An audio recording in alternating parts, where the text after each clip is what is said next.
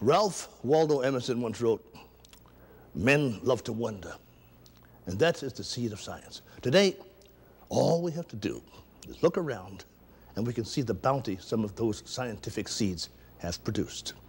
And the world around us never fails to provide fertile ground for curious minds to continue exploring.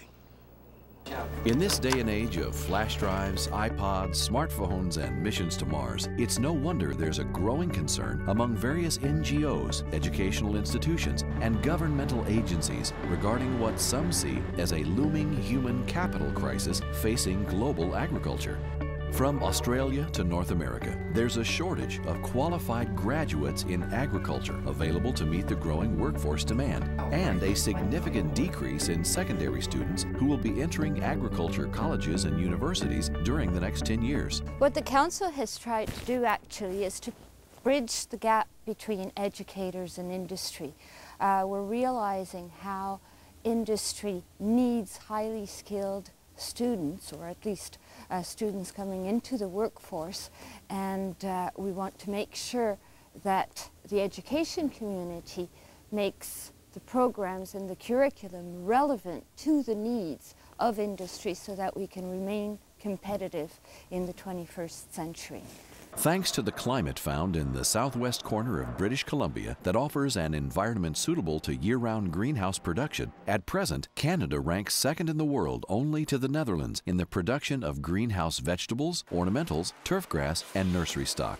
Canada is also a recognized leader in biological pest control and environmental computerization used in this industry. And according to the Canadian Agricultural Human Resource Council, the combination of new technologies and evolving consumer demands is changing the nature of today's industry.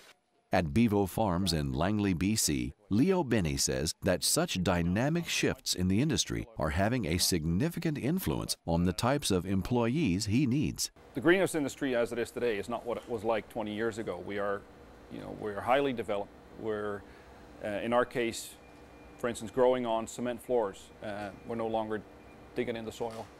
A lot of it is automated within the greenhouse facilities, automatic climate control systems. We use integrated pest management for our pest control within the greenhouse. We have websites now that we need to set up and maintain. Our marketing has completely changed. So with all these things happening within the industry, we've had a requirement for a completely different level of employee.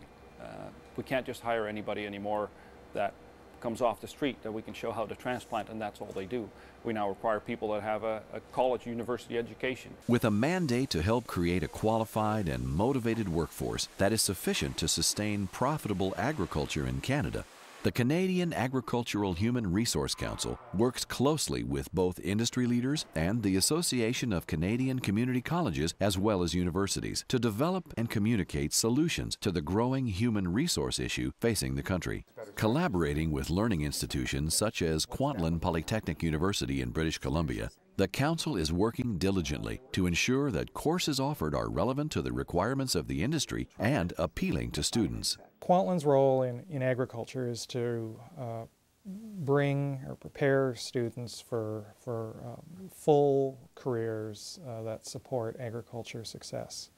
I guess there are 4 elements to this. There's the skills that industry need. There's the support from CAHRC, particularly in identifying essential skill sets and job profiles. There are emerging trends in industry that our faculty identify through their academic work, and they're the interests of students. And so we take all those elements, we put them together and create coherent programs for our students. And our graduates then are ready to work upon finishing our program, and we think they have long-term career potential. What I didn't realize when I first started out in this industry is how much technology has affected how people grow things now. And by going to Kwantlen, they've taught me all the technical skills that you need to know in here. This is advanced farming. This is farming in the 22nd century. You need to know computer skills, you need to know, chemistry, biology, you need to know all those things to grow plants nowadays. It's very competitive, and when I first started, I had no idea. No idea that you need to know so many technical things. It's advanced, and Kwantlen has given me those skills and the foundation for me to move forward in this industry.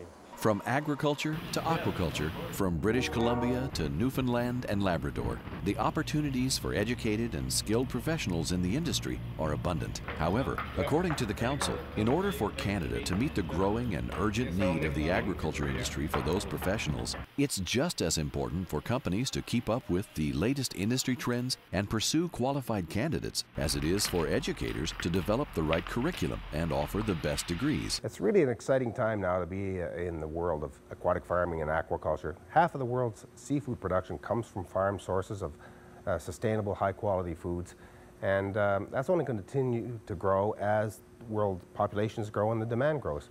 Now, the converse of that is that we have a real shortage of highly skilled labor and workers for the industry, and Memorial University's Fisheries and Marine Institute is trying to meet that shortage by providing relevant curriculum that's developed in consultation with industry in North America, Europe, Africa, Asia, that's relevant to the location, of course, of the production.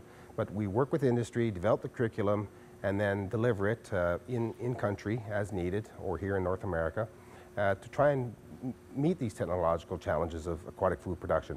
So our students learn about underwater robotics, vaccine development in fish and shellfish, about novel biomedical tools that we can create for use in human medicine from aquatic food production, and a variety of things that really protect the environment and conserve natural fish populations. Now, they get 100% of them get jobs. In fact, they're all employed, and the demand far exceeds the supply. So we're really excited to be part of this new industry, I guess, in terms of world food production, and we look forward to the future. What interested me in the aquaculture industry was the fact that I grew up in a fishing community. I've always been around the ocean. I grew up in a fishing family, and I saw the immense pressures on the wild fisheries. As an environmentalist at heart, I've always wanted to do something to relieve that pressure. So aquaculture was a natural fit for me. To be able to provide the consumer healthy, salmon in what I'm doing today, but healthy seafood products to better the health of all of our people and yet not put the wild fisheries under pressure has just been phenomenal for me.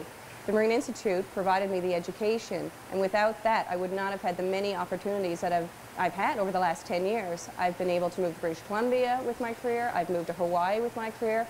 I've had numerous different, I wouldn't even call them jobs, rewarding careers in the last 10 years based on the education that I've gotten from the Marine Institute. Each employer has always highlighted the fact that I've had this education. And on top of that, each job that I've done in the last 10 years, I've done with confidence, knowing full well that I've got the educational background to do the job right. Linking industry to educational institutions and to the next generation of farmers is one methodology of the Canadian Agricultural Human Resource Council. With an aging workforce and emerging technologies, combined with the need for relevant curriculum and understanding by educators of the types of qualified professionals needed in the industry, it is crucial to the Canadian agriculture industry as a whole to attract and retain new workers. When the Canadian Agriculture Human Resource Council came together a couple of years ago, we had a very ambitious programming to undertake. We had serious shortfalls in labor and skills developments, but in a very short period of time, we've overcome many of the obstacles that we foresaw. We've worked collaboratively with training institutions, identified areas of training and programming that's already starting to work. Organizationally, from the agriculture commodities and farmers, they seem to be satisfied that we're meeting the needs. We have a common goal, and we speak a common language on that right across the country. And very importantly, the students and potential students that would look at career opportunities are very excited about what they see in agriculture. And so as long as we maintain, that level of aggressiveness, if you will, and the level of urgency that we started out with, we feel that we can meet the goals and objectives of our organization in ways that we had envisioned a couple of years ago. To find out more about the CAHRC, visit their website at www.cahrc-ccrha.ca.